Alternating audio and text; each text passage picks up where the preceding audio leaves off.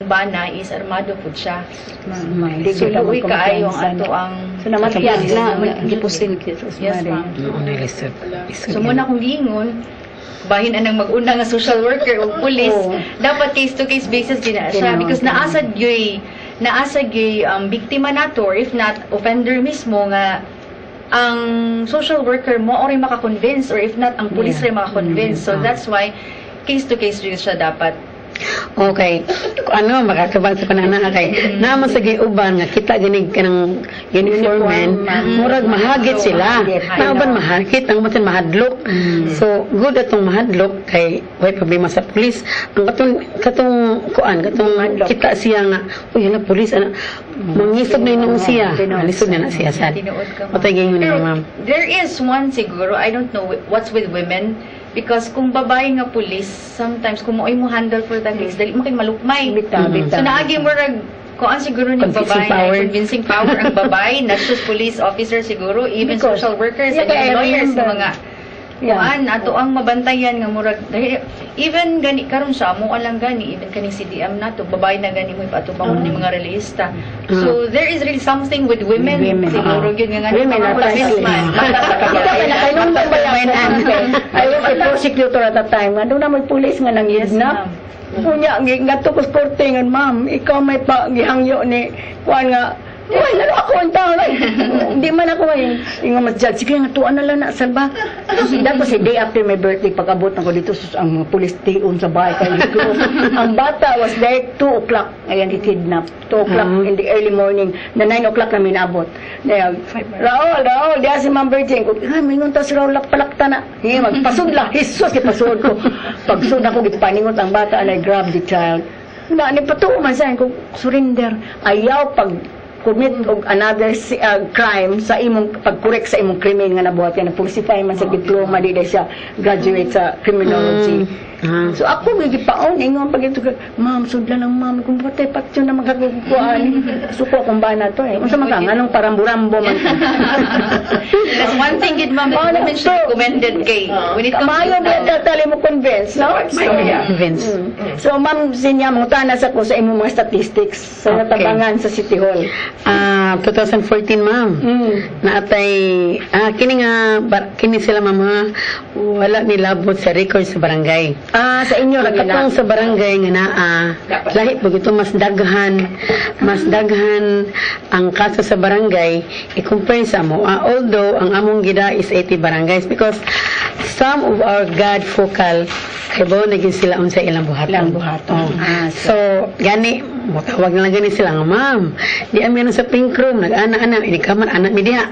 So ganahan mi ana so ang among yung na-serve last year kini sila dana ni atong counseling no 150 ra gamay ra na siya gyud unya gamay ra na siya pero murag naman gay nganong anak kung gamay ra na siya kay naman sa ibuan nga tulo ra ka buok nasa ibuan nga 15 pud ka buok ang manha o napibuan nga 27 ka buok ang manha.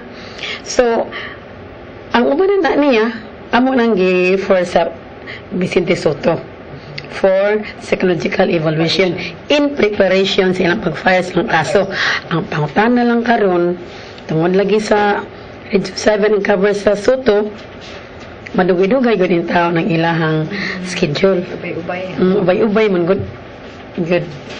So ang sa livelihood ninyo Ma'am Josephine, Okay. sad ang inyong natabangan hatagan aning livelihood. So far, attorney, last 2014, doon natay 3 groups sa nga naka-avail sa naaman sa tay sa Pantawid.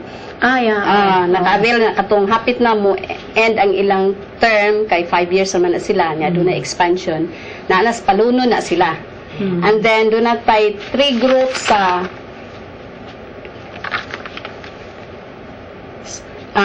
Cebu City government funded nga katong gidemolis nato nga nasunugan sa Warwick Barracks. Gidemolis sila to ana sila ron sa Budlaan. Naka-avail sa to sila tag 5,000 nya.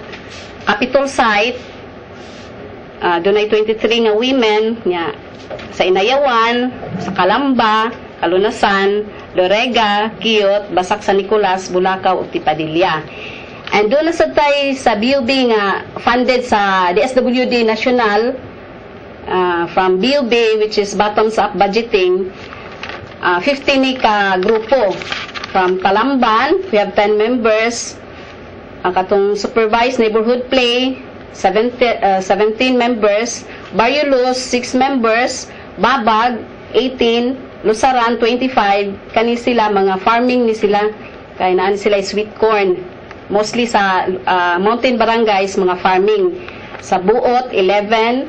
Kalunasan Women, atay 16. Mabolon, atay 18. Labangon, 24. Adlaon, 17. Then, doon na sa mga PWD, Kasambagan, Guba, Buhisan, o Kabangkalan. And karon lang, lately, 2015, we have 3 from sa Pangdako for sewing. This is skills training. And Kambinukot, soap and candle making, and Luing for their soriso making. Sa kategory nila nga women ang naa din ha? Women, mostly women. Mostly women. Yes. Pero dili sila sagol na ang mga Sagol counseling na. cases. Sagol. Sagol na. Kasi may proseso if kung doon na sila gusto mo avail sa mga capital assistance. Okay. O sa ilang pamahal. They have to be organized first. Kinahanglan grupo gyud sila. Kay sa ako nang giingon ang utang sa usa, utang sa tanan. So di pwedeng individual.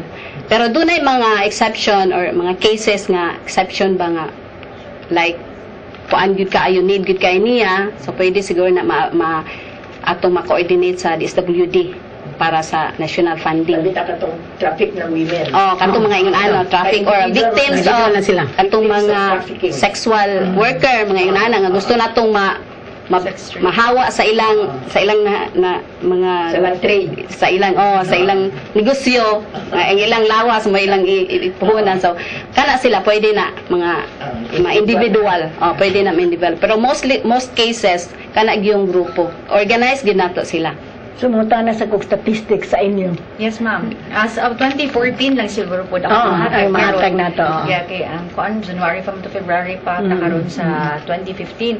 As of 2014, sa atong women and children ni duha ka category, women and children. For women, naatay 952 ka cases nga received sa amuha lang station. This is Cebu City alone. So sa atong mga bata, naatay 574 cases. But for the filed cases sa 2014, sa women, out of 952, 123 ra ang filed cases ani in court. For children, What happened man sa uban? 134 ang cases filed. Ibalik. That's one reason mo balik ta og unsa gyud ang willingness sa usa ka biktima to file a case. Then kani siya siguro makaingon gyud nga taas-taas ning rate. One reason of which siguro it's because we have some best practices po sa Cebu City Police Office kani ato information drive nga which is happening every month. We are going to schools conducting information drive on special laws concerning women and children. So kay tungod nakahibaw naman sila on silang katungod, so ubay-ubay na gyud nila ang mudanghop sa amoa nga mauday ni. And yet mao lagi pod diha ra taman musumbong lang sa amoa kay gusto lang i-record for purposes. Ang uban magbuhat pag mausban kay magdugang-dugang na pod. Tinuod na, ma'am. Ang amoa. Sa amoa lang, ang uban, mangayo magani for legal advices and that's with the help of Law Inc. Ang uban, i-refer na mo dito and some other NGOs like CLB and with the Lihok Filipina, we are also referring cases to them. Kani, karon ang ato ang mga kababayan kay tungod empowered na kaayo ang uban. Willing na jud kayo mo duos ka pulisan para musumbong sa ilahang mga problema. And even children, they know na unsa ilahang rights. So musumbong na gid sila and it's not that we are happy of seeing this taas nga rate, but we are happy because they already know, since they know their rights, willing na gid sila mudangop sa amoa and we are also very willing to help them sa ilahang problema. Okay? Mubalik ang mata sa kababayan